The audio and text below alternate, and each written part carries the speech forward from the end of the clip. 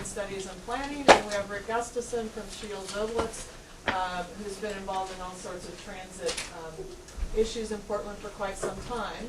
We're going to be talking about rail transit. And the thing that I wanted, my instructions for everyone, we're going to, the speakers will present first and we'll save the questions for the end.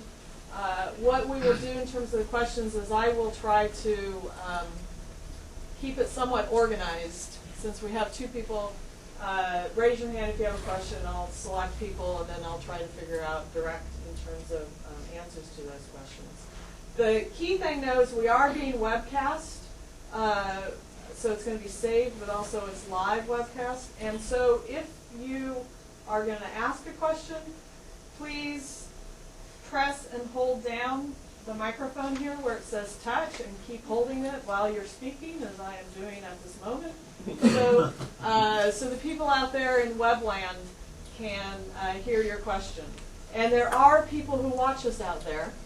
One of our alums of our program who teaches in New York is having her students watch it, for example. So we have people all over the country watching us.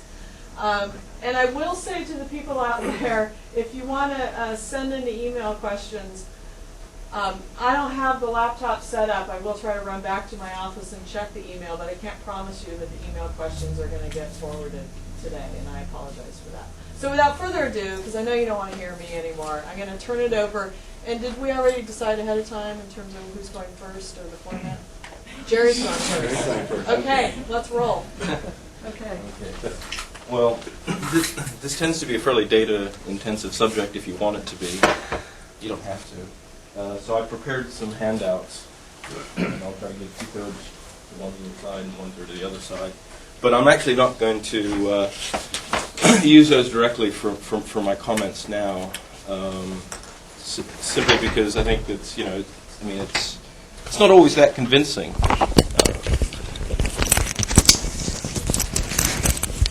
And that I wanted to emphasize perhaps some broader themes. But I'll use the first slide that's in your handout. Rick, you should get one too. Make sure. Is this still on? Great. Thank you. I mean, that would be really unfair. And I basically will make 5 claims about light rail. One is it's a very high cost way of trying to deliver transit services. And our devotion, our worship of light rail in this region has led to a decline of effective bus service, which can be documented as well. I want to say, before I go too far, that actually I like a lot of what TriMet does. I was a regular TriMet customer for many years, using the bus system to get from my house to Portland State. It's considered one of the best bus companies in the country. But the side of TriMet, which is involved in promoting light rail, I think is very disreputable. They're involved in hiding a lot of the costs, and I think they distort a lot of the information about light rail. In terms of its impact on congestion, which I think is how it's sold to most of the public, it's sold that if we have a light rail line built in your community, the guy that's stuck in front of you, not you, but the guy that's stuck in front of you in traffic is going to be off the road, is a complete falsehood. And that if you look at any of the routes where we've added a light rail, it's done nothing to reduce traffic congestion.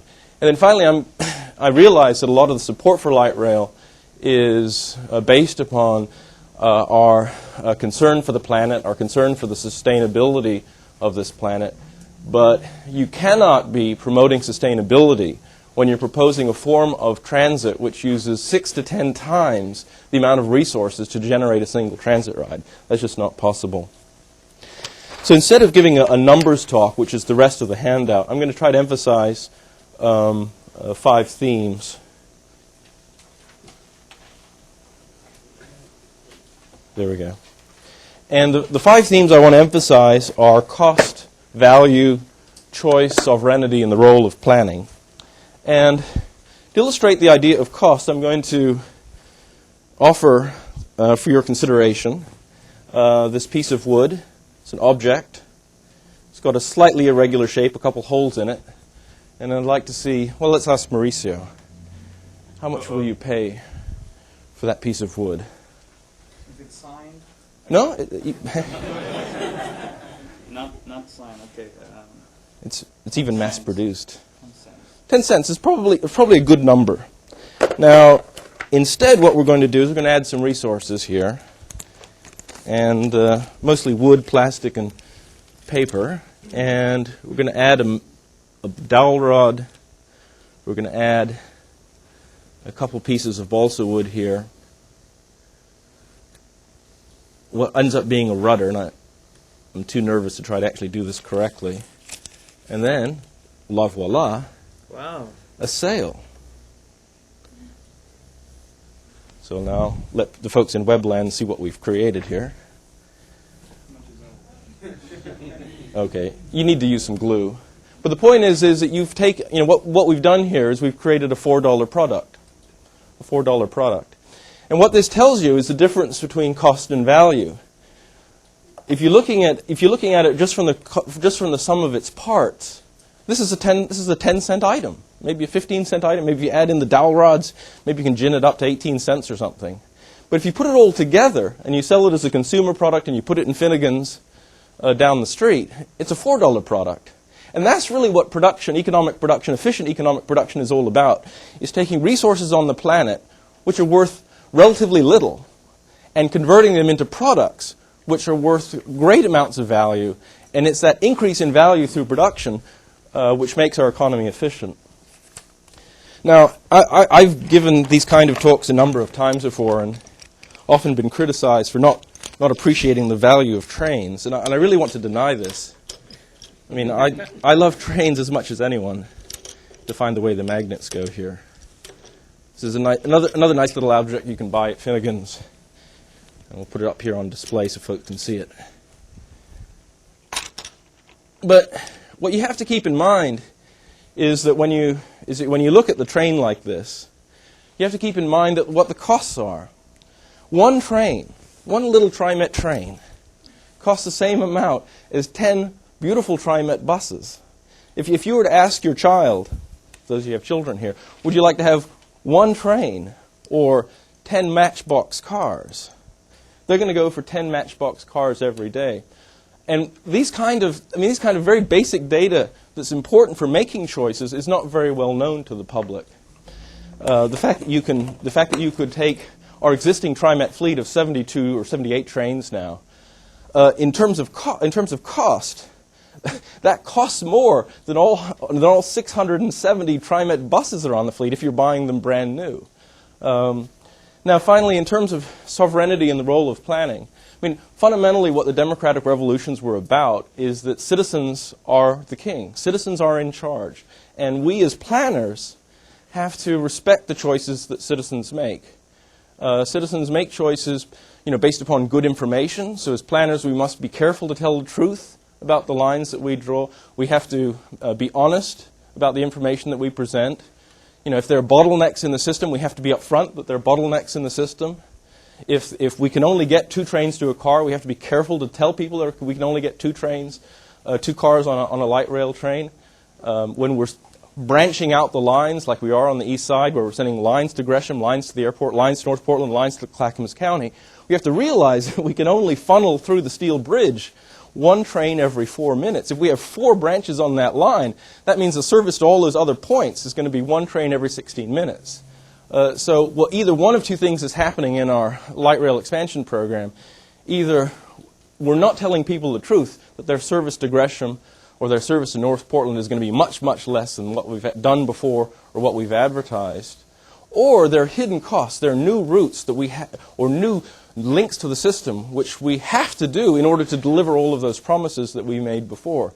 And I've gone through so many of the EISs that the TriMet folks have produced, and they just simply leave off half the trains that are in the proposal. I just find it unconscionable. And then what I've also included in your handout is also some data with respect to the OHSU tram. And if I was in a different, and basically I think these are much the same problems as with the trains. It's basically what it boils down to is the problem of fixed routes and people not respecting the virtues that flexible bus routes can offer. Bus routes can offer service through neighborhoods.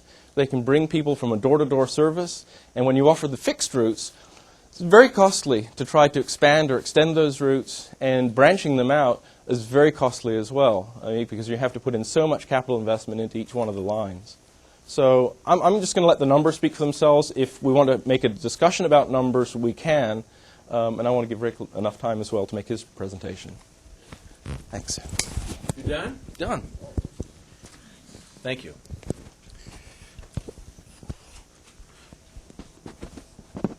You might have guessed. You might have guessed I like the streetcar.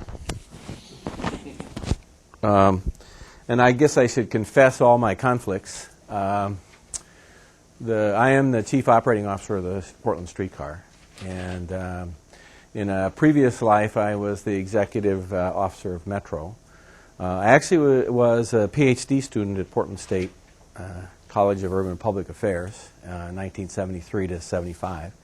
Didn't write my dissertation though, because the election for Metro executive came up when I was going to write my dissertation. Also had the opportunity to plan the transit mall in TriMet in 1974 as a TriMet planner, and served in the legislature as chairman of the subcommittee on transportation appropriations. So I had the luxury of, over these many years, to have an involvement in Portland in transportation planning and transportation development, and am very impressed with what collectively we've been able to accomplish in this region in terms of major changes that aren't being experienced in the rest of the country. One of the key factors that you obviously learn about in transportation is vehicle miles traveled. And there's a major goal in this state to reduce the total amount of vehicle miles that people travel. And we've started to learn a lot more about why people choose to travel and their travel behavior. And it reminded me, one other confession that I have to make is my training came from General Motors Corporation. I was a research economist for 4 years from 69 to 73, studying location theory and the impacts of urban transportation systems on urban environments and their urban form. And that's really the conversation that I'd like to have with you, because of the role that transportation plays in shaping our communities. But in the Portland region, for any number of reasons, including a serious level of community commitment to regional planning and regional development, we've been able to accomplish something that other people regard as rather unbelievable or remarkable. We're really leading the nation in reducing vehicle miles traveled. Actually, the number of miles traveled on transit are growing faster than the number of miles traveled in cars. And those kinds of basic statistics are a valuable context in which to have our discussion about the role of rail in all of that discussion. To start with, understand my perspective comes from a point of view of the real purpose behind all of this is really livability and creation of livable communities. And part of that livability, in our region at least, has been a commitment to compact development. And that's a process that we went through over 15 years to really develop. And what I'm impressed with is the extent to which technical and valuable, credible information was used in the regional planning process through 2040 to really establish what is more than just a planner's commitment, but a community commitment to compact living. Compact living carries with it a lot of challenges, because you live differently, you operate differently. You don't necessarily have your backyard and your fenced yard and your individual home, but you have a lot of other advantages in your living, and in Portland we're starting to demonstrate that. So that commitment to compact living carries with it a series of other things we need to do, and that's where you get to transportation. Because transportation is a funny commodity to talk about. And I always hate to talk about that as the lead, because it's real easy for people to get carried away and only think about transportation. transportation only services some other purpose you have. Not very often is it actually your purpose in its development. It serves something else, whether it's a congested corridor or access or whatever else it does. But in that sense, then you have to look at it differently than just simply as a commodity on its own. And that's where a lot of the economic analyses that try to judge the differences between different modes or so forth like that kind of forget the real purpose behind why you're even developing your transportation system in the first place. The transportation system ought to be built to help shape the desire for your planned community. And that's what the compact living is about and what you use your transportation system for. The fact is, you should use them all, probably starting with the most important transportation system, which are sidewalks. Since most of the trips made in this region are pedestrian trips, and those ought to be the fastest growing trips in the region. If we really do want to reduce vehicle miles traveled, the way to do it is with sidewalks, pedestrian access, and mixed-use living in that kind of livability environment.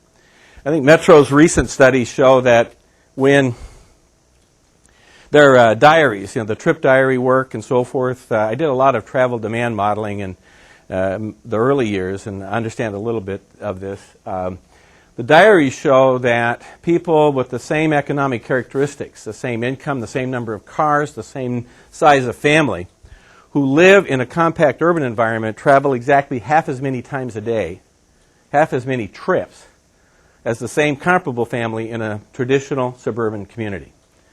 So you can reduce vehicle miles traveled simply by organizing your land use differently, having a huge impact on your transportation system. I was the principal consultant for the the Central City Transportation Management Plan, which was adopted in 1995. One of the first things we did was test our regional planning system.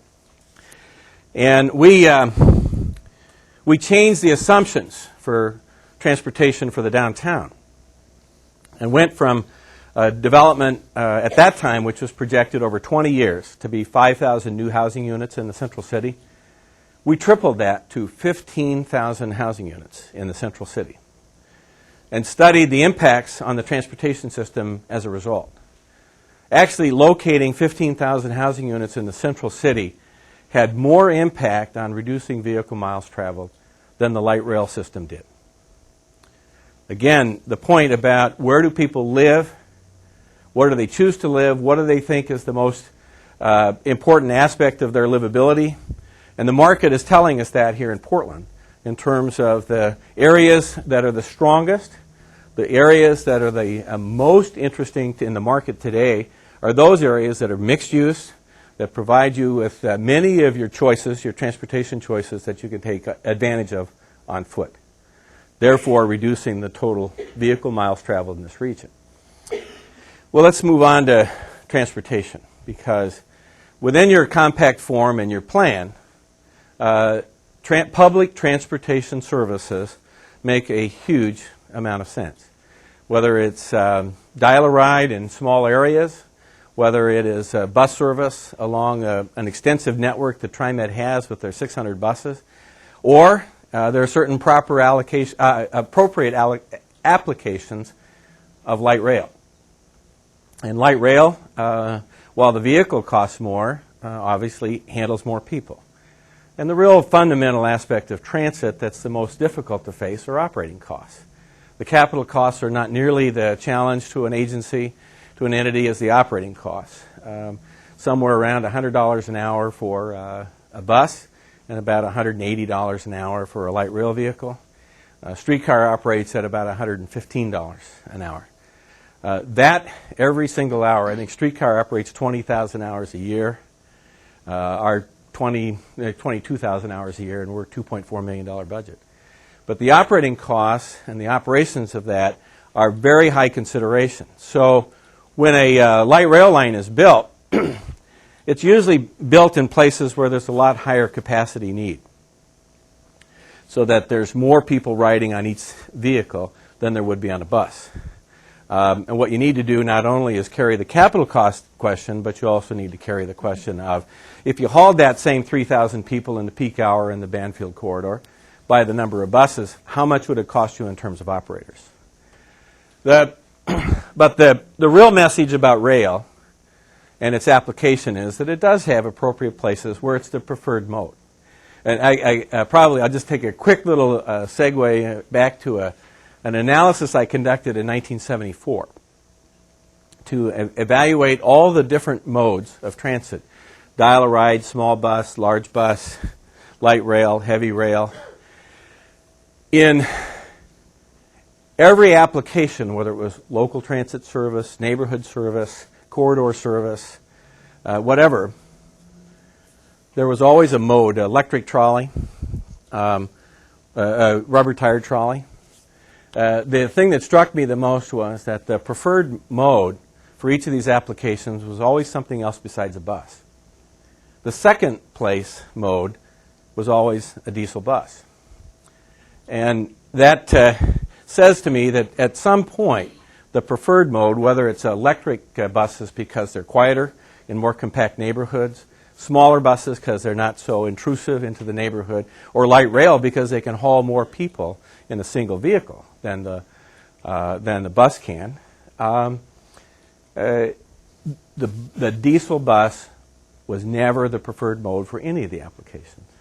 But because it was so generally acceptable to all the different modes, it became flexible not for the customer, not for the user of the system. It became flexible for the operator of the system. And you reverse it to serving the operator of the system rather than the customer. Okay? The second thing about rail is there were extensive focus groups conducted on rail and bus. And you know there's been an effort for probably 15 years in this region to try to replicate higher quality transit service on buses, which are called the high frequency corridors, and improving the operations of buses. But in their focus groups, they really found that, you know, it is annoying to keep going over those bumps in a bus. And actually having the flexibility to turn is aggravating because it causes problems in terms of riding and how you're riding and your comfort level in a bus. There is absolutely no comparison in all focus groups between the comfort of riding a rail car and the comfort of riding a bus on the street system. And it's demonstrated in the nature of the ridership. Saturday ridership nearly equals, on rail, nearly equals the Monday through Friday ridership. People who use rail transit are choice riders. They have options. They could pick their car on Saturday and drive without congestion, probably park fairly easily. But they choose to ride rail. That's true on streetcar, and it's true on all the light rail lines. In fact, the way you figure out your annual ridership is you don't count people every day. You count them on a Monday through Friday, and then you multiply them by a number. When you're on a diesel bus, when you count ridership Monday through Friday for a regular day, you multiply that by 270, okay, to get to the number of riders. Since there are 255 days, Monday through Friday, you get the idea there are not a lot of Saturday and Sunday ridership on that. On light rail and on streetcar, actually streetcar is a little higher, but light rail is 330. Saturday ridership is nearly equal to Monday through Friday, and Sunday ridership is about half of what the Monday through Friday ridership is. Very different profile of user on a rail system, and it has to do with choice of the customer. In fact, for these kinds of corridors, it's pretty obvious, it is the preferred mode. You can debate about the costs. I do all the time, and I'm not going to get into that. But in terms of just basic analysis of the different modes, the rail clearly is a preferred mode in terms of its ridership, its accessibility, and every aspect of it that it's able to provide as a physical convenience for the user in a system. Then the last thing, and I'll do a little statistics here, is what returning transit to its role in urban development. The motivation behind the streetcar was urban development. It was the foundation, the motivation behind it. I don't know if I have enough for everybody. We can, if you don't, yeah, there's a couple there, but here, take those and pass those back, and you can have one here. 1990, we started a Citizens Advisory Committee to investigate the potential of building a streetcar as part of the River District development. At that point, the Hoyt Street yards were vacated as railroad yards and available for urban development. Approximately 40 acres in the Hoyt Street yards and about 65 acres in Union Station that were available for redevelopment and housing. In 1997, the Portland City Council committed to build a streetcar as part of that development. The cost of the streetcar for the 4.7 miles of line was $56 million. $10 million was paid by the property owners alongside of the line. They then, in a development agreement, agreed to increase their densities in the development to respond to the city's commitment to build a streetcar. Since 1998, within 2 blocks of the streetcar line, there has been $1,046 million of private investment along the line. The Central City Plan called for the entire Central City to have 5,000 housing units. In 5 years, in just the corridor of the streetcar, 3,600 residential units have been developed or are under construction, and over 2 million square feet of commercial space. It's absolutely astounding the response that has come to the streetcar as a result of that. Now, a lot of that was from the very beginning a motivation from the start. John Carroll, any of you are familiar with the Gregory building? John Carroll's a developer of the Gregory and the McKinsey, and is partners with us in the development of Museum Place. And John chaired the Citizens Advisory Committee starting in 1991. That kind of visionary business leadership is an asset that Portland has enjoyed for many, many years. And it's because of that kind of linkage and combination we've been able to accomplish things that other people only dream about or write about. So the conclusion, in my opinion, is yes, all kinds of transit need to be supported, and the best mode should be selected. And there's no question within our community and our society that you choose to do that under the choice of the citizens of this region who are paying the tax bill. Those kinds of investments are valuable, but I think you always have to maintain the perspective. The purpose behind these investments isn't the transit system, but it's the shape and the form of the city we have, which upgrades the livability and our desire to live in this city, and addresses that fundamental issue of the compact urban development that protects our planning and protects our rural lands that surround the city. That's the message. Thank you. Now we have questions, right? What do we do with this? Okay.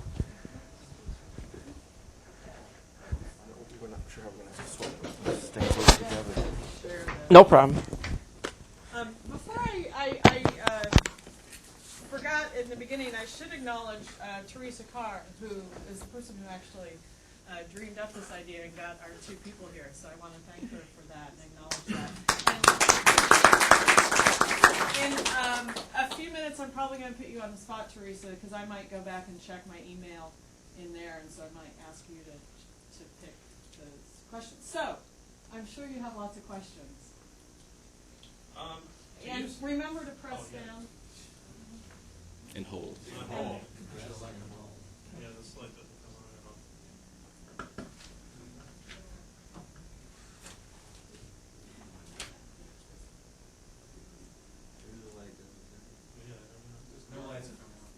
Well, keep it on and hope for the best. Okay. Do you see, Matt, it's a question for both of you. Do you see mass transit projects primarily as people movers or as economic development projects?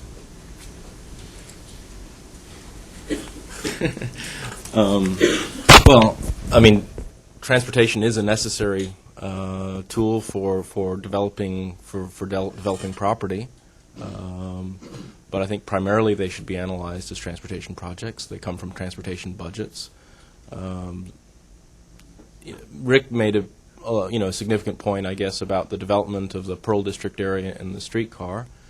And I've seen similar presentations by G.B. Arrington, where he basically identifies everything that's in a quarter mile from the Max line, including Nordstrom's and the Rose Garden and the Convention Center and the BPA building, and they're all responsible. They've all been created by light rail. I trust Rick isn't making that same claim, but what I would say is that if you look at the Pearl District development, much of it is subsidized.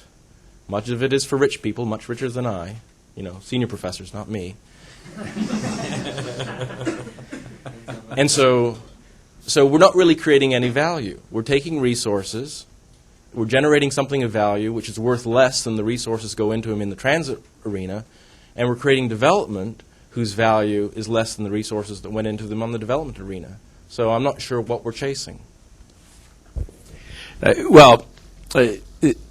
Transportation development, whether you choose to make it or not, is a development tool. You can ignore it, in which case you get freeway interchanges and sprawl, which is the biggest issue we face in this state and this region, and we chose in the 70s to stop that practice and start to control how we use transportation to influence development. The key to me is always to lead with development, because the purpose behind it is development and not transportation. There's no question that transportation systems move people. That's what their purpose is. But their real purpose is to support the uses. So I'd go even further, to suggest things like the telco hotels, the buildings full of wires, shouldn't be located where we make major capital investments in transit systems. It's just fundamental to create those kinds of holes of activity. The dynamics, the urban dynamics that we need to protect are the most complex issue you can deal with as a planner. And transportation should only be treated as a component of preserving that complex urban dynamic that's very delicate in assuring that there's viable activities that we enjoy. And that's the purpose. The Pearl District, I'll tell you my own perspective about it, because I was outraged that this city could build River Place, because it built River Place without a single accommodation for transit. And 20 years after it's been built, we still struggle to be able to serve that with public transit because of the way it was physically drawn. That's the only reason, because you had an absolutely blank sheet of paper.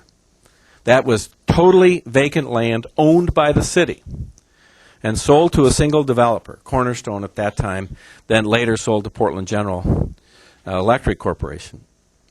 It was the motivation behind that disaster, in my own personal opinion, that the pressure for the integrating transit into the design of the River District was so important. There's absolutely no question, the development agreement directly says it, the densities doubled in the River District as a result of the streetcar being committed to be built. And you need to understand something about the economics at the time. At the time the development agreement was signed, the city still had the goal of 5,000 dwelling units in the entire central city. And this proposal and this development agreement called for 5,000 units in just the Pearl District area along the streetcar alone, which is a major departure from where they were. The absorption rates any appraiser would have given you were less than 50 units a year for condominiums for a new project. To build that high a density of condominium project was a major financial risk at that time. And they took that risk in partnership with the city to make that happen. That's what you talk about, the commitments to make compact living work. Question.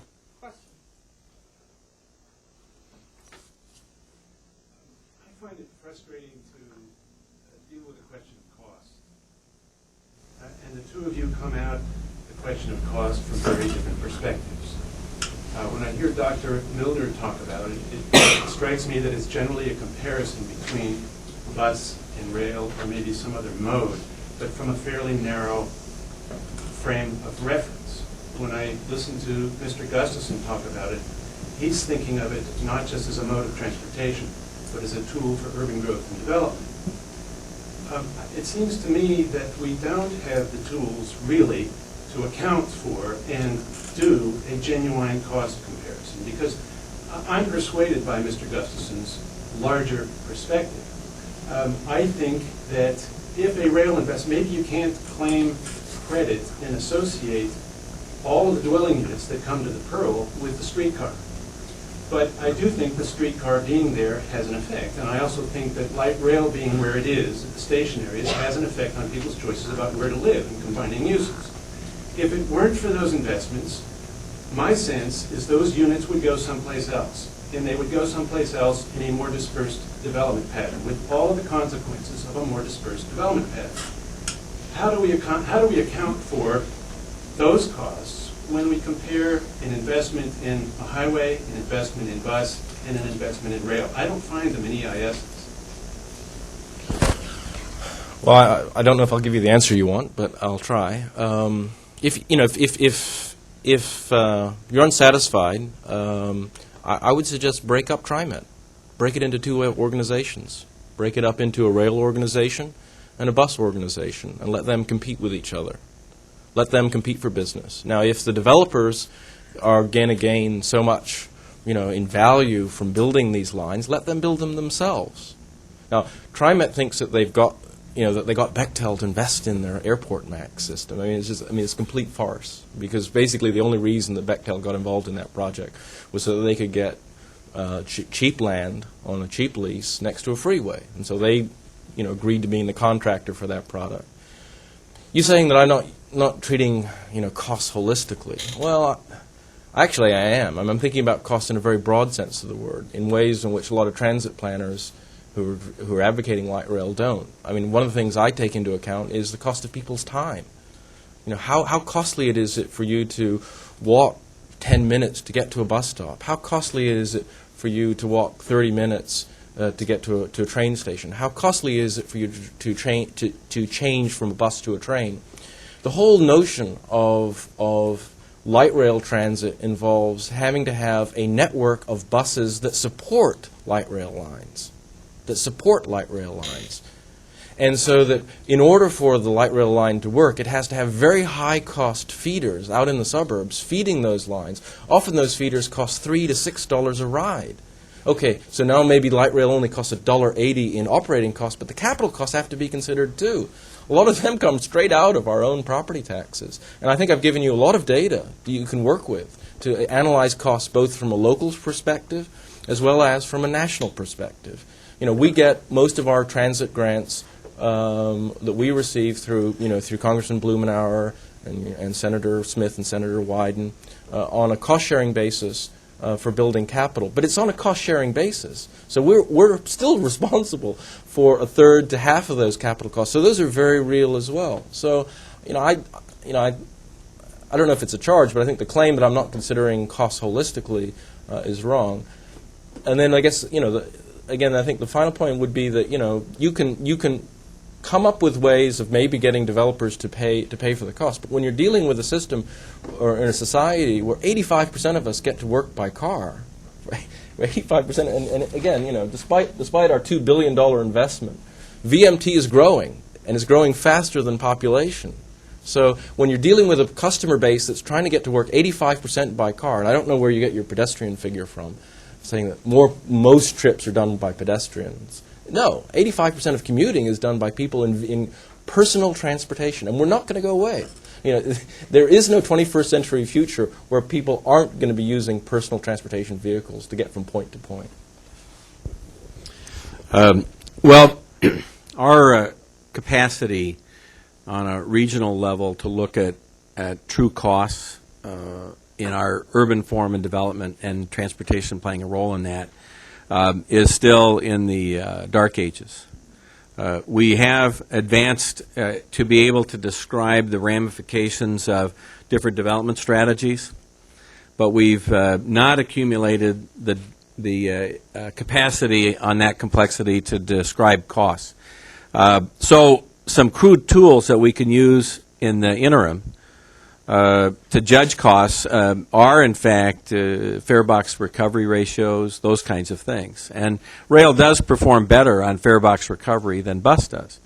Bus is about 23% to 25%, and rail's around 50% cost recovery, because the operating costs are substantially more critical than the capital. See, I promised, Kim Knox came along with me today. I promised I wouldn't rail on TriMet today. But costs, in my opinion, aren't studied thoroughly enough. The question of imposing value on your investments is an extremely important question that is too often glossed over. A lot of that caused by, interestingly enough, all major capital projects get corrupted that way. The freeway system went from $1 million a mile to $1 billion a mile in about 15 years. And they get corrupted by each person coming up with a new thing that they need to have on it, a new standard. And it takes about 15 years for you to break down the system so that it's too expensive and it flops over of its own weight. Nuclear power plants were another famous one, where it was fairly inexpensive, relatively speaking, to build Trojan here in Oregon, but by the time we got to 15 years later, it was about 100 times as expensive to build. And light rail, to some extent, faced the same challenge, and I'm convinced it's the reason that the voters rejected it in the mid-'90s for the South-North Light Rail line. The original line that we built in the 80s, or the Banfield line, was actual cost $125 million. $200 million of that $325 million project was spent on the freeway because it was a combination of expanding the Banfield freeway capacity along with building the light rail line. The streetcar was built at $10 million a mile, while the light rail is, South-North was up to about $85 million a mile. And if you have the luxury of traveling to Seattle, you'll find that they're going to cut their cost down to $150 million a mile to build light rail. Personally, that's way out of whack and unreasonable and, frankly, unnecessary. That capacity, political and public capacity, to understand better how to apply value to your capital investments is essential and something that we need to constantly pay attention to.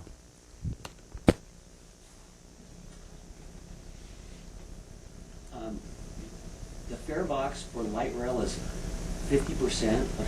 What are you counting?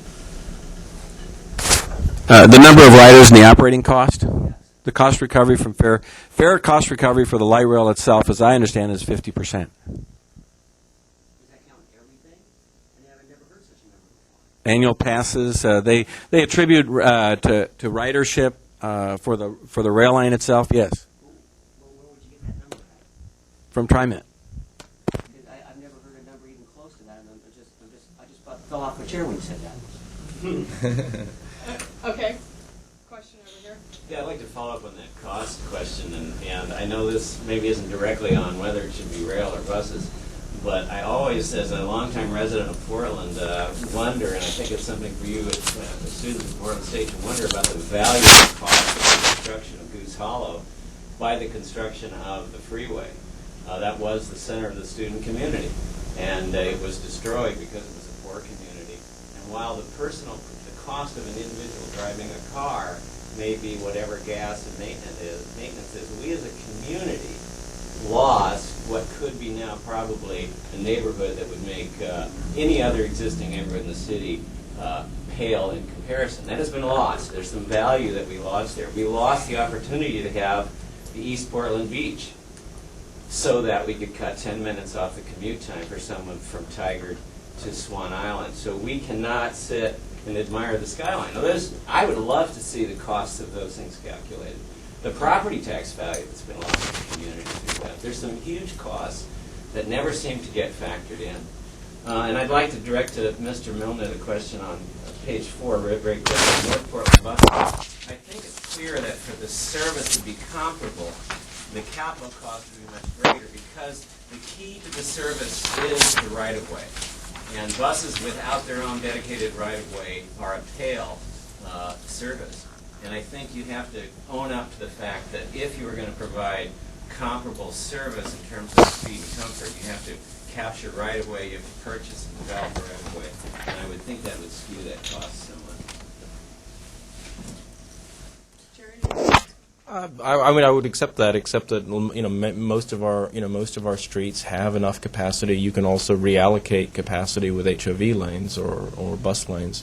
So you can accommodate we could accommodate more frequent bus service. If you think about the plan that I have in here that I developed during the North Portland one, I'm trying to find the page here.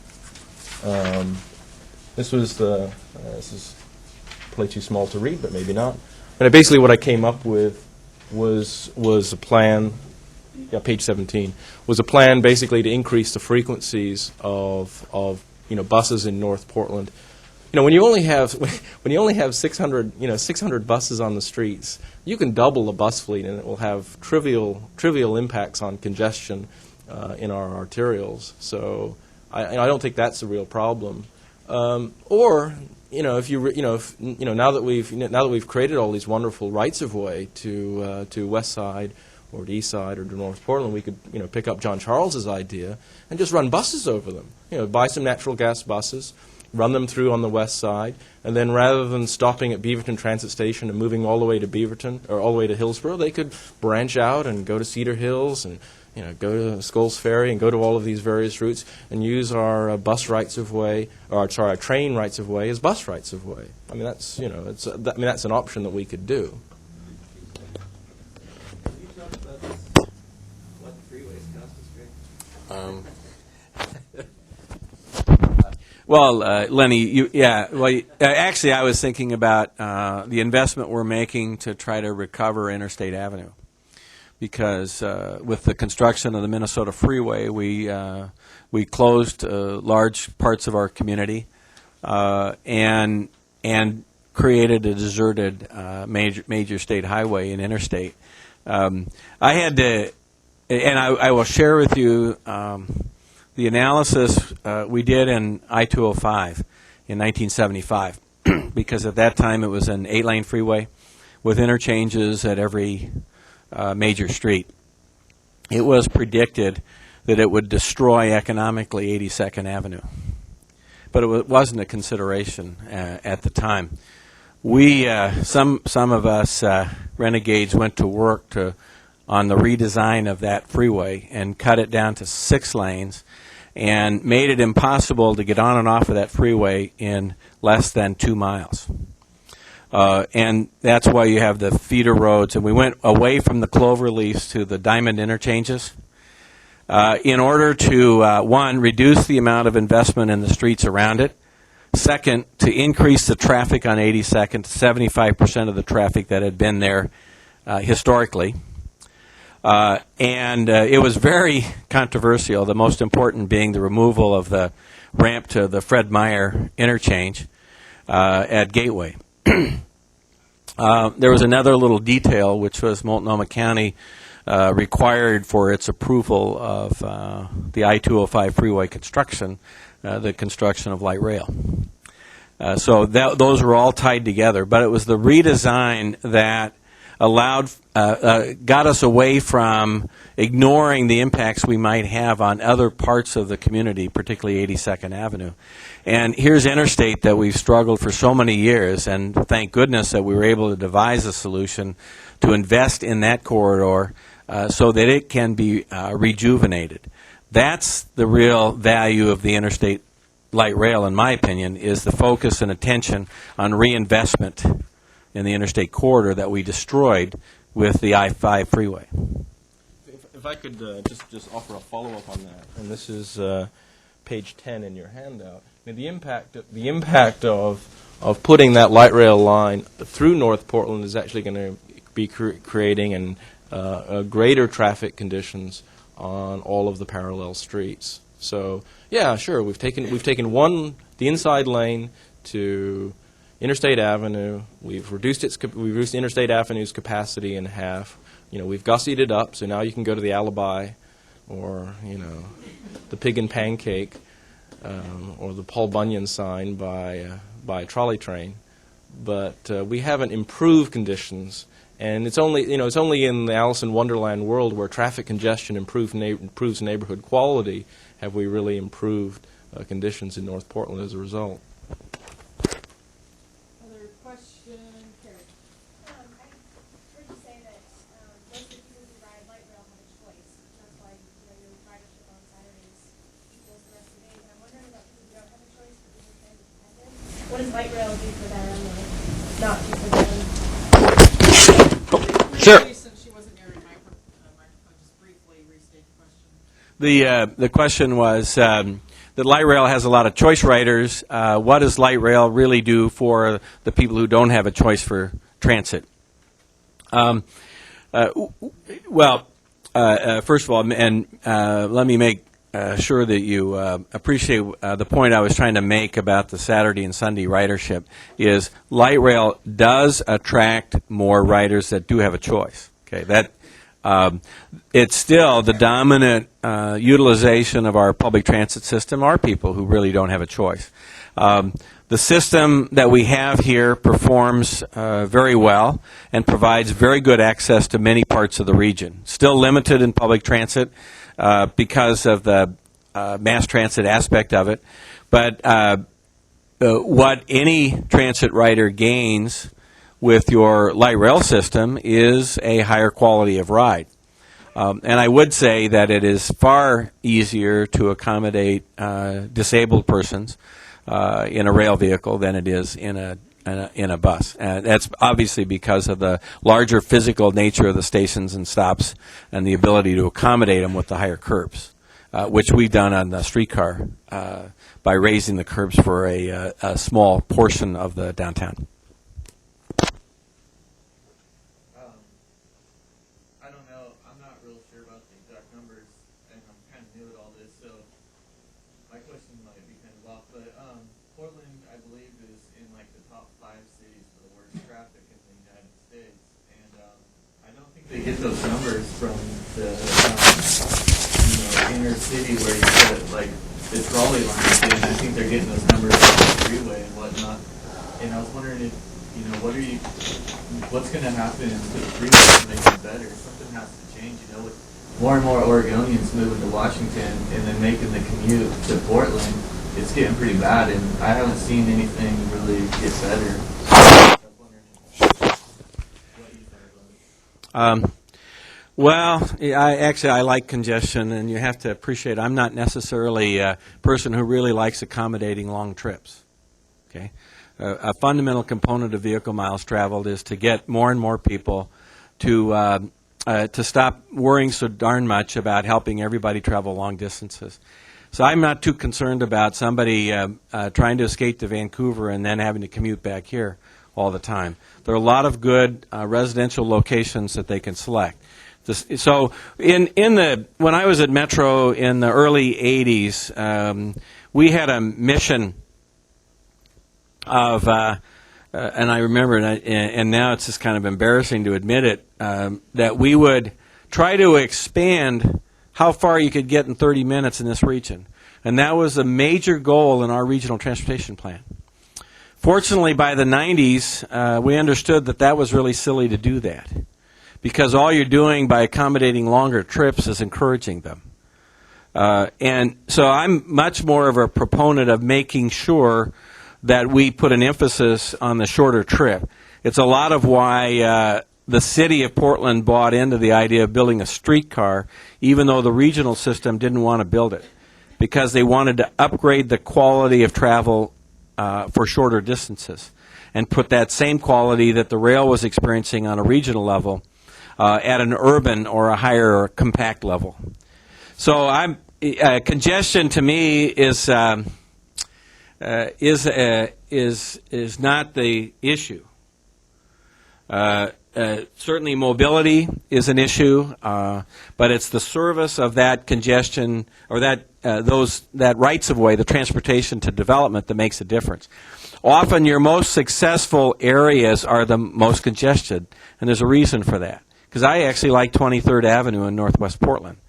It is the most congested, and yet with effective planning and mixes of uses, you can make it a very pleasant place to be. I want to apologize to Rick for putting the data on the screen. It's a split screen technique which they use in television. Where you, but I think it speaks volumes. You know, it is taking us longer to get to places in Portland. I promise I will be as rough a critic on a new highway project, new highway link if I ever see one. But we seem in this state and in this region only to be investing our capital budget into rail projects, so they're the only things to look at. I mean, that's what we have to go with. And I would say that the other comment that I would make is that it seems to me that as planners we ought to be agnostic as to whether people want to take long trips or short trips. If they want to go to Washington County or they want to go to Clackamas County, it should be their choice. Fundamentally, I believe we live in a democratic society, but one with a democratic society where we leave some autonomy to the individual to decide where he wants to live and how he wants to get there. Now, I also believe that we shouldn't let people impose costs on others. And so in the last slide that I offered, if I can zoom it out, how do I do that? There we go. I've offered a number of points where I think we ought to try to make auto users pay for the true cost of their service. And I think that there are two main areas here. One is auto pollution. Some people have estimated auto pollution at 2 or 3 cents a mile. I'm not sure exactly what the right number is.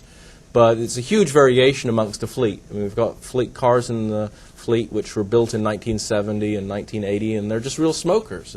And the folks who are driving those cars ought to pay a real price. Now, of course, you got cars like mine, which are very clean, so leave me alone. I think we should be interested in trying to change our bus fleet, for example, from diesel to natural gas. If air pollution is that big a problem in this region, and these things are possible with maybe 15 to 20% more investment per bus by switching from diesel to natural gas.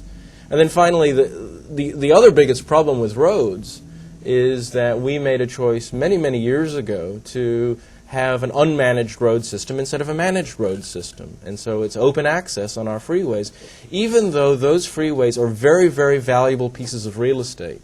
And if we applied the same principle, for example, to housing real estate, we'd have long queues outside of every nice apartment in town for waiting people for a vacancy to occur in such a nice apartment.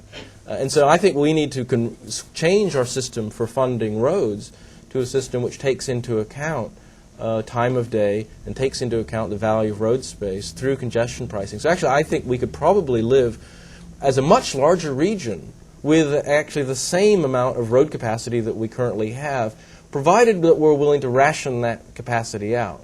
In the absence of that, we're going to get congestion, but thinking that light rail or mass transit, for that matter, generally speaking, is going to solve any of those problems is just a pipe dream. I mean, if you look at the travel distances that it takes by transit, it's 2 slides ago, they're just so hideous.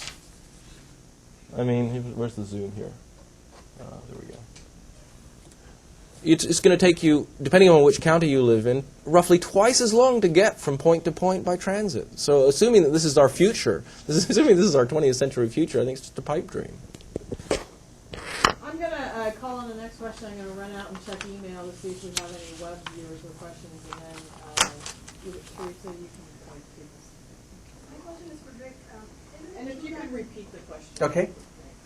Isn't it true that these complex neighborhood projects or transit-oriented developments like the program, they're often accompanied by location-efficient mortgages or other incentives for both developers and the future occupants of the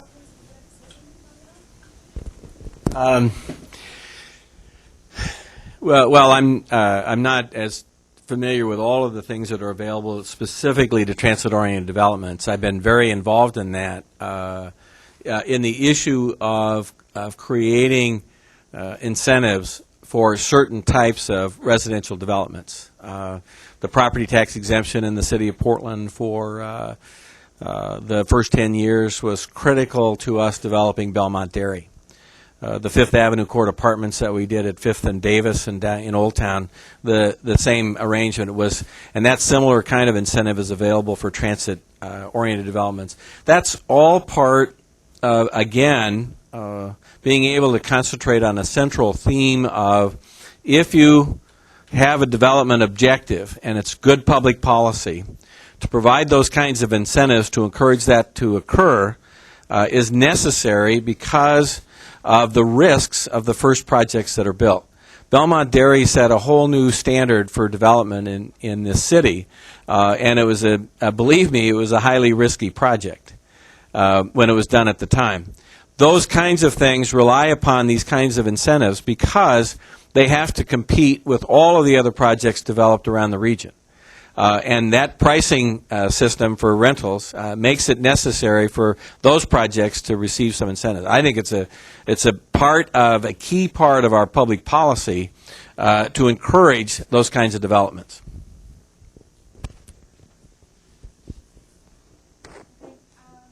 Next question? I don't know if this works, but I have a question about the automobile and bus industry related to maybe the train production industry and economies of scale or whatever it might be. Perhaps the capital investment for a train car is so expensive because we don't make very many of them. If every metropolitan area in North America were producing and putting in streetcars at a larger rate, the cost would come down. Is that an issue that maybe some of the rhetoric behind anti-light rail or streetcar, even for subways for that matter, might be because the competition between automobile industries is coming into play? I would doubt that there would be significant economies of scale if there were larger amounts of production. I just don't believe it. You could buy trains from Europeans who make plenty of these things. There's no question that if there was a developed industry, you would see a better product. Too often in the United States, and particularly with the federal policy of Buy America, you're forced to buy the parts from Europe, ship them over to the United States, and assemble them here. The experience we had with a streetcar was we couldn't buy 5 cars. We absolutely could not buy 5 cars from a manufacturer. We had to buy a car that was already designed, which was our bias anyway, to not have a, this may be a detail, but the industry standard in the United States is to have an engineer design your car. It's kind of like custom building your own car. You know, and a custom built car is $100,000, and a manufactured car might be $20,000. Okay, well, all of the light rail cars substantially are custom built, specifically designed for a particular area. Because we were buying 5, we couldn't do that. Although the engineers tried to convince us to do it anyway. We refused, and we went out and tried to buy a car that, quote, is off the shelf. We had 2 bids, one from Siemens, which manufactures the light rail cars, and their car in Germany was an off-the-shelf car, the Combino car. It was about $3.7 million because it was still fairly custom. We purchased 5 and subsequently 2 more vehicles from an Innoconn Skoda partnership out of the Czech Republic. They've manufactured 300 cars, never having shipped one west, because they're all in the Czech Republic, Poland, and the Soviet Union. But we purchased 5 cars at $1.7 million apiece from the Czech Republic, but they were manufactured in the Czech Republic and would never be eligible for federal funding as a result. So we've got an interesting challenge ahead of us in terms of how we obtain the car, because there are only 2 manufacturing sites that I know of. One is in Sacramento, and it sits vacant until Siemens gets another order, and then they ship their parts over and they assemble the car there. and it's made in the United States. So the industry on the light rail side is a challenge in terms of the choices you have to select vehicles. I was just going to offer this as a comment. I think if you look at these federal shares, then Rick, then so then the fact that you went 0% federal on the streetcar was actually a cost saving in terms of the overall project. We would estimate 20 to 30%. Wow. Jim? How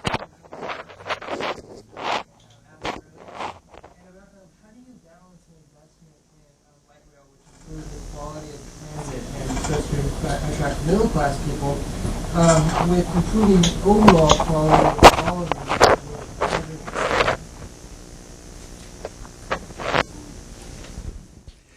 The question is, how do you balance the investment in light rail with the investment in the overall quality of your transit? Well, obviously, you need to do both. You need that public accountability for your transit system to assure that you're investing in both. I would tend to agree with those critics who might say that the regional transit agency was dominated in the late 80s and early 90s, mid-90s with the rail transit. I think considerable improvement has been made in that since then with the shelter improvement program, the hybrid buses, which I think are far superior to the natural gas buses that are being experimented with and have much greater future. So those kinds of innovations in terms of upgrading, plus the upgrading of the kneeling vehicles and the technology and those vehicles that allow for disabled persons to get on buses more easily, all of those improvements and virtually every one of those innovations are operating here in Portland today, either on an experimental demonstration basis or on some other basis here. So that balance obviously needs to be struck, and it's struck by a deep level of involvement by people in various groups and committees and political pressure throughout the region to set those values properly with our public transit agency. TriMet's in a bit of a bind. They get about $10 to $12 million a month from the payroll tax and get somewhere in the order of about $4 to $5 million a month from the fare box. And there's some ancillary revenue as well, adding up to about $20 million a month. And so as a consequence, because they get so much more from the payroll tax, they have an enormous political constituency that they have to satisfy. The manager out at Intel in Hillsborough asks the question, why are we paying, this many thousands and thousands and thousands of dollars in payroll tax to this agency? So all these suburban employers are asking for service.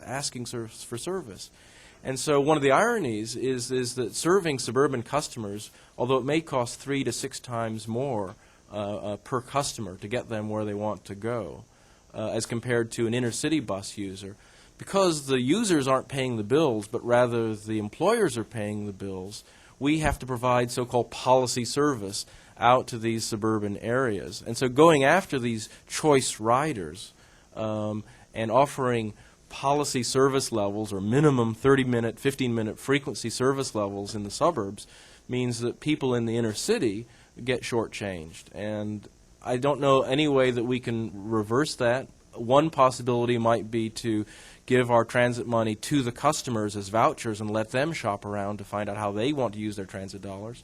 Those could conceivably be means tested and focused on the people who need to use transit because they maybe don't have enough income or have to pay to park at work. Just a comment about whether we're making any investment that induces what you might call sprawl or just development on the urban periphery.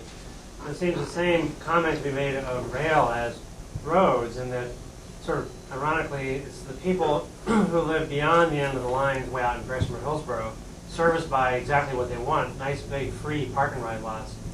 But they're rewarded for that. They actually get a seat, whereas if you try to get on a gateway, there's not any seats at the peak group. So you can live 5, 10, 20 miles beyond the end of the line in Gresham, grab the park and ride, get a seat, and be rewarded for it, go all the way in.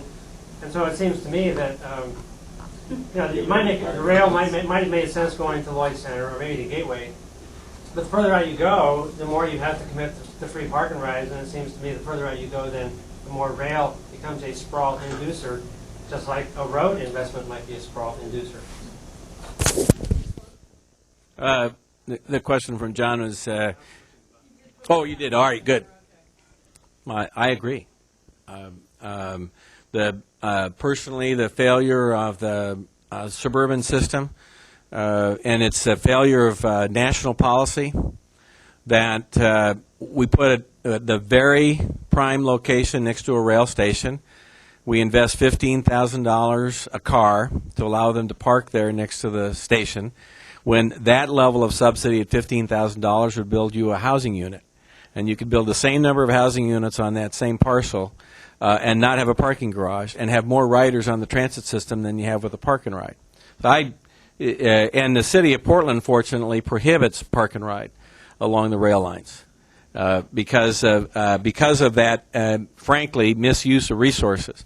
It stems from the federal agency, and actually, of all things, it's related to the New Jersey Turnpike. Because of corruption and the control of the interchanges and graft in selling gas station locations next to interchanges, that the federal government and Federal Highway Administration, Department of Transportation, prohibited any connection between development and rail and transportation development. And so that same bias exists where they can throw millions at park and ride lots, but not a dime for housing along or development around the area.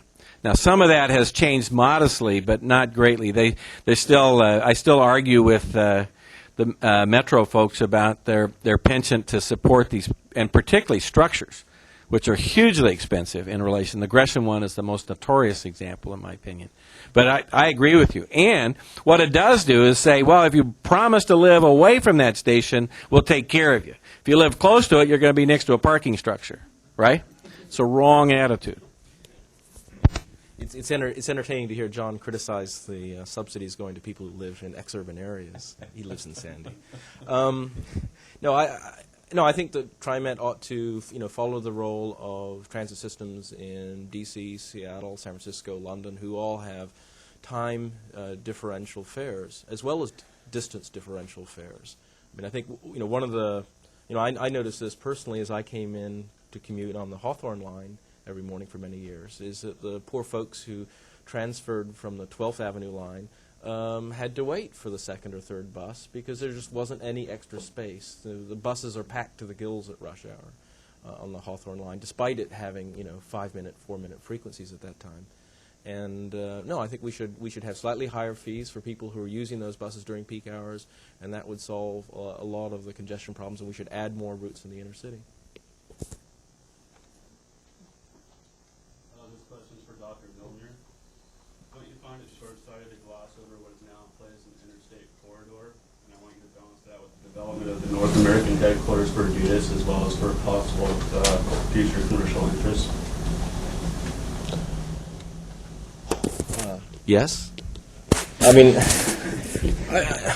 I just don't see that it's worth. I just question whether it's worth the amount of money. I would doubt that Adidas moved there strictly because of the rail investment. It just doesn't. That seems implausible. It's been there for a while. It wasn't generated by the light rail investment. You could talk about the hospital that's along the line or the expo center, but those were in no way caused by it. Do you disagree or no? I just don't. I think that one of the you could at least make you maybe could make an argument that that the West Side line might cause a few factories to be moved a few 50 feet here and there, but for North Portland, it's an already developed area, so I just don't see it inducing very much new development at all. Another question? Yeah, as a frequent transit rider in inner southeast Portland, it seems like to a certain extent the bus system has been a victim of its own success. As you were mentioning, the Hawthorne line, also the Division Street line, and 82nd Avenue line even come to mind as well. You have frequent buses, they're full pretty much all hours of the day. You have 4 and 5 minute headways during the day, and it's to the which is a great thing, but it's to the point where the buses bunch up. It causes the street in general to congest to a certain degree. And the system that you propose, Mr. Builder, would be to add more buses. Well, how do we address capacity issues? It seems like there's a lot of costs that we're not addressing just by throwing more buses out on the street. The transit mall is also very congested already, and it seems to me like the main thing we need to be focused on here is adding capacity for transit. The flip side of this is it seems like rail fails to address these issues in inner city areas as well. Areas of the inner city that are already developed, that is, because it would be too cost prohibitive to acquire the right-of-way to build a light rail line in most of these areas, and a streetcar would also face the congestion issues since it's in traffic. So, questions for both of you: how do we address traffic in these areas? Well, I'll offer the confession that I bought a car in '97, and so my experience is dated now. But yeah, I remember as a Hawthorne rider, some of those problems. Although often the time that you spend in a vehicle as a transit rider is not as costly as the time you spend waiting. You can read a book or listen to music or read the paper. And so the real problem is frequency, not speed or delivery time. It's really waiting time that's really costly. I also remember as a rider, and even tossed out some of these ideas that maybe we should take some of our Willamette River bridges and make them into HOV lanes or hot lanes. Take the inside lanes on the Hawthorne and make them bus only. Put a motorcycle cop at the bottom of the bridge and pull over any SOVs. Of course, now that I'm driving, maybe I don't feel that way, but it's certainly I think that's certainly an option. And I think one of the things that people who do live on the Inner East Side need to be politically conscious about is that there are certain neighborhood activists in Southeast Portland who are trying to take part of the Hawthorne and make it into a rail bridge. Now that's going to shut down half the capacity of the Hawthorne for who knows. The shutdown last time was painful enough. If there's one reason maybe to advocate the I-205 routing to Clackamas as opposed to the Milwaukee route to Clackamas is because it doesn't muck up the Hawthorne Bridge in the same way. I like, in terms of congestion or moving around, I like what's been going on the last 15 years in this region in terms of very seriously and meticulously evaluating our use of public rights-of-way. And if you study the history of Portland, you'll see that we've modified and changed how we use our rights-of-way in order to facilitate each of the modes. For in the 50s and when we started, streetcar really dominated and developed all of the city of Portland. Later, those rights-of-way were turned over increasingly to cars, even to the detriment of the pedestrian. And in the last 20 years, we've started to recover that right-of-way and do a better job of sharing it and using it more effectively. HOV lanes are certainly a way to do that, managing our traffic. It's interesting how we've even used parking on the street to understand its role and how it provides better environment for the pedestrian on a street. And you can experience that. That kind of detailed use of the right-of-way and effective evaluation, and that kind of evaluation continues on Hawthorne. The streetcar is a part of that in terms of sharing with the car rather than taking an exclusive right-of-way. So you give a little bit up on time, but you gain a lot in terms of maintaining that connectivity in the city. At the same time, then, working for the vehicle reduction, you'll never get rid of congestion. We've kind of established over the years that no matter how much you build, you can't get out of congestion.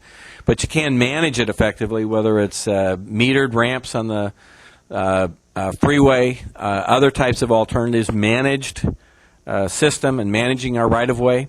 And within the built environment, there's always trade-offs. But I'm very impressed with the extent of the work being done, particularly in the city, to try to figure out how to share that. And probably the biggest beneficiary out of that effort and the largest growth in use is actually in bicycle use in the city of Portland. I just want to offer a couple of follow-ups on that. One is that I think folks in this region ought to pay careful attention to the experiment that's going to be happening over the next couple of years in London, where Mayor Ken Livingstone is implementing a congestion charge for entering the center of London, which should have some fairly dramatic effects on traffic conditions so that only the vehicles that desperately need to be in this highly congested area of London. Now, for an American city, probably having a congestion charge to enter the downtown would be a kiss of death. And so, I would suggest as perhaps as a better alternative in our environment might be freeway congestion pricing. And in terms of arterial streets, then, I look at them as less as substitutes for freeways, as really as complements for freeways. So that, in other words, if you were to impose congestion pricing to moderate the use of freeways during rush hour, you would probably see, although it depends upon the characteristic of the street, less traffic on many of the arterials, because you need the arterials to get to the freeway. And then finally, there are a lot of small things we can do to improve traffic in the city. One-way streets is a great way to do it. I mean, in downtown Portland, is so much easier to get around because of one-way streets. And if we were to expand the one-way street grid to the east side of downtown, to the Lloyd District area, to northwest Portland, a lot of these very congested inner-city areas would be both much easier to get around and also safer for pedestrians. There's a number of studies which have shown that with one-way streets you get less traffic accidents because the pedestrian knows which way to look for traffic. Mauricio, do you still have a question? Yeah, well, I appreciate this conversation. It's been great. The question is a little bit outside of this box, which implies that we have, we discussed the cost of buses and the rail system. But I'm curious as what you see the future and implementation of a mix of the two, which would be the busway and the bus rapid transit. Could you comment on that? Well, I don't believe at this point there's that bus rapid transit is getting any serious consideration in the Portland region. As far as I think there were efforts to look at those in the 90s, and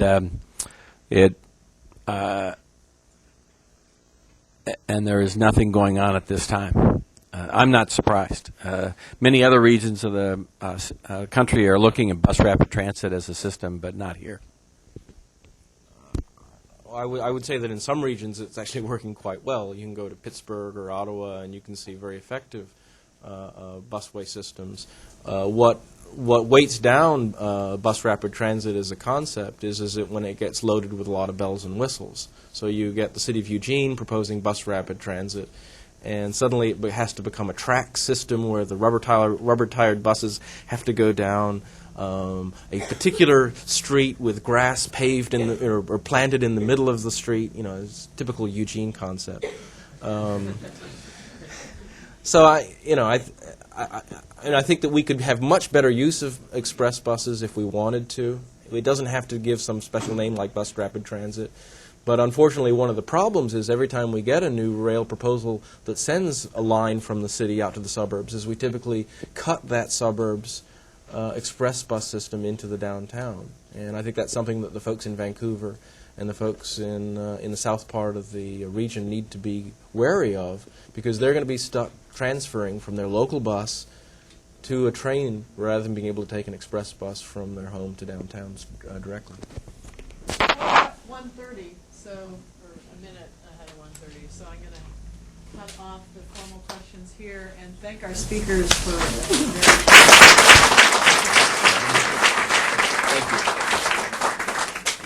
Thank you. This one? Yeah, that's yours. And students, if you have your questions, you want to give them to me. I do have to rush to a faculty meeting, so if you don't get them to me, you can put it in my mailbox.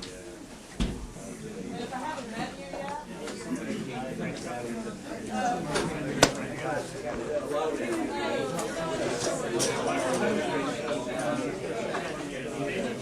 has a sign next to it.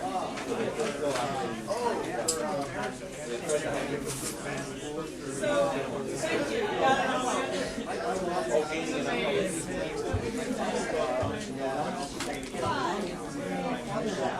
And the nature of our barber would be the one that paints closest.